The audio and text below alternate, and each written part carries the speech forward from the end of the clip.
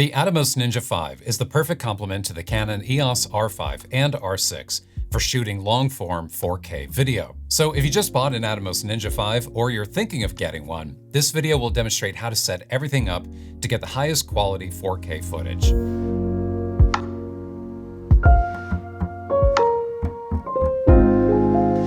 Step 1. Connect the Ninja to the R5, R6.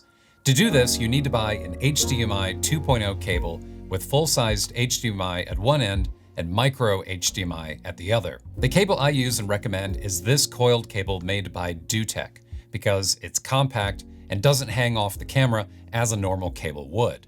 If you'd rather use something else, just make sure you get an HDMI 2.0 cable. Step 2. Attach an SSD drive. To record video using the Ninja V, you need serial ATA SSD drives. These drives offer high capacity and performance at a lower price per gigabyte than internal CF Express and SD cards. The SSD drives I use are made by Western Digital. I own both a 500 gigabyte and 1 terabyte drive. 500 gigabytes is enough for an hour and a half of high quality 4K footage, while 1 terabyte gives you nearly 3 hours. And by the way, you can record just one continuous video with no shutoffs or overheating. If the Ninja runs out of space, it will save the video to the SSD drive before shutting off recording. To attach the SSD, it's best to use the Atomos Master Caddy.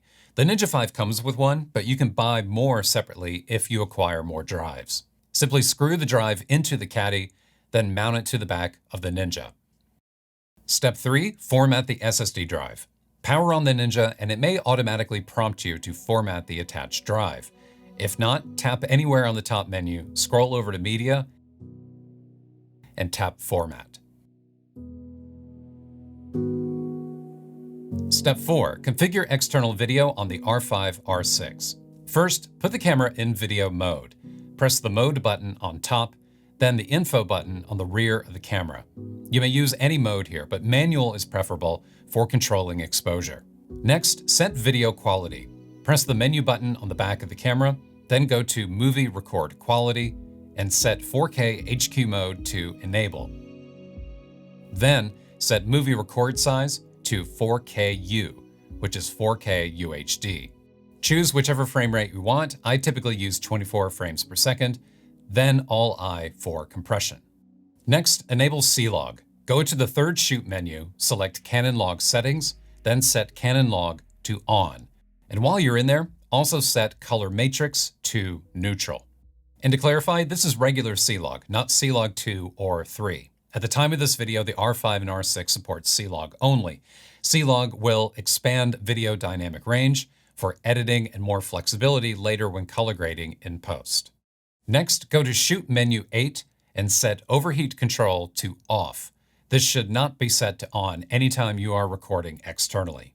Then one row down, set HDMI display to the Camera plus Monitor option.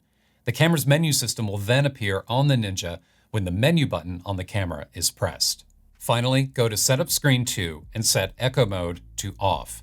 This will prevent the camera from powering off while recording. Now the camera is set up to provide the Ninja with the highest possible video quality. Step 5. Configure internal video on the Ninja. Now that we have external video set up on the camera, the Ninja needs to use the same settings. Tap anywhere on the Ninja's top bar, then scroll over to Input. Here you may confirm the video resolution and frame rate being provided by the camera. If you use the same settings as I did from Step 4, you should see UHD and a frame rate of 23.98. Down here in the camera output section, make sure Legalize is turned on.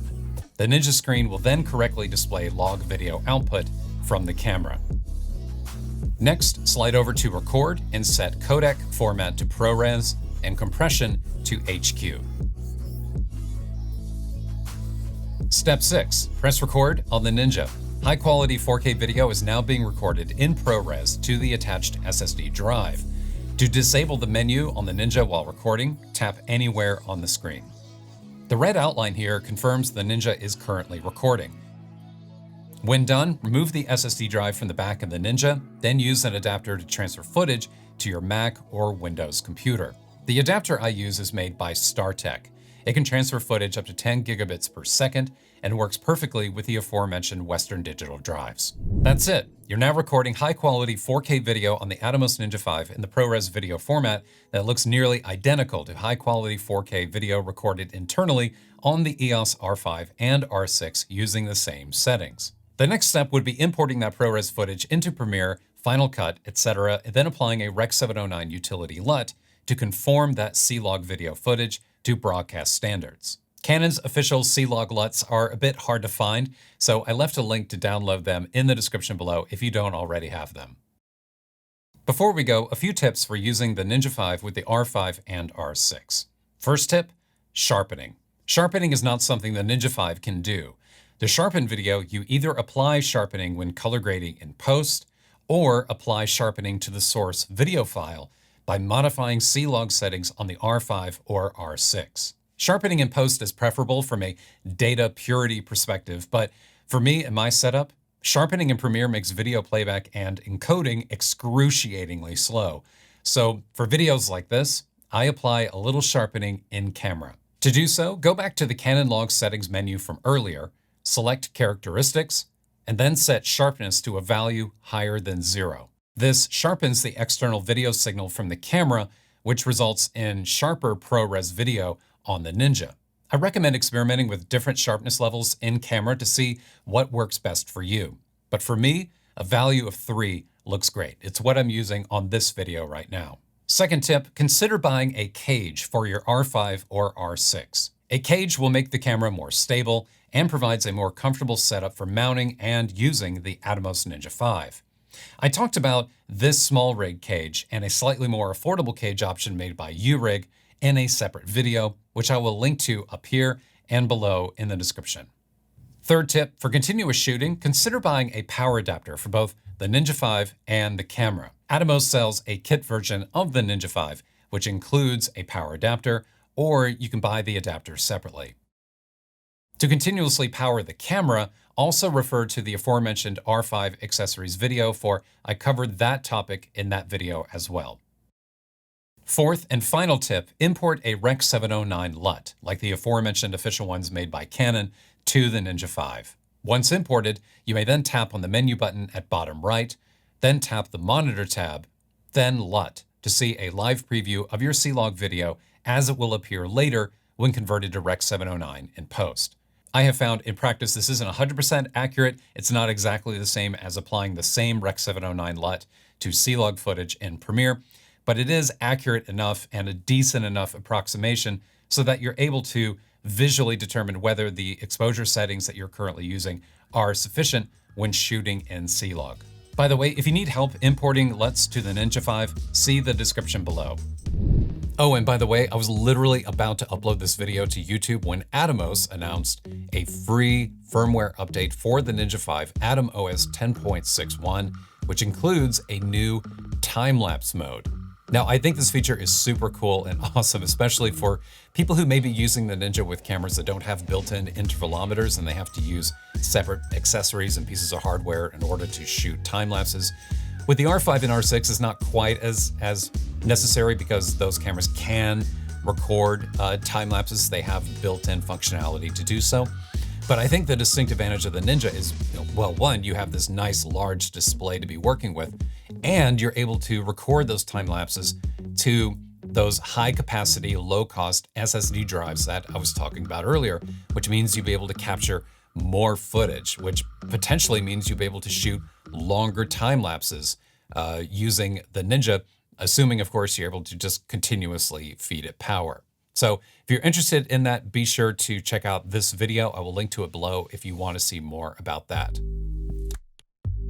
All right, I hope this video answered any questions you may have had about setting up and using the Atomos Ninja V with the Canon EOS R5 and R6. By the way, this video you're looking at is being shot on the R5 with the Atomos Ninja, recording using the exact settings that I described earlier in this video. And for me, this setup works perfectly because I use the R5 for other things. I use the R5 most notably for photography. And having the availability of the Ninja V, I can just throw the monitor on, turn it on, record in high quality ProRes, same exact settings that the camera would be using internally, except you don't have to deal with that 30-minute record shut-off thing that's been part of Canon cameras for a long time, nor do you have to worry about the camera eventually overheating and shutting off when recording in high-quality 4K. For me, it is the perfect compromise because when I don't need to record long-form video, I can just take the monitor off, I can shoot B-rolls, shoot it internally to the camera, or I could do photography, obviously, with the camera as well. And then when I need to sit down and make a video like this one, I just attach the monitor and record to an SSD drive on the back. And what I like about this setup is that then it means I don't have to go out and buy 2 separate cameras. I can just use the camera that I like for photography, the camera that I prefer to use, which is the EOS R5. And when I need to work around those limitations of the camera, the Atomos Ninja V does the perfect job. If you have any questions, feel free to leave a comment below, or you can follow me over at Instagram and send me a direct message through there. As usual, everything I talked about in this video is linked below for you to check out and explore. That's it. Hope you enjoyed the video. If you did, please remember to give it a thumbs up. I'll see you next time.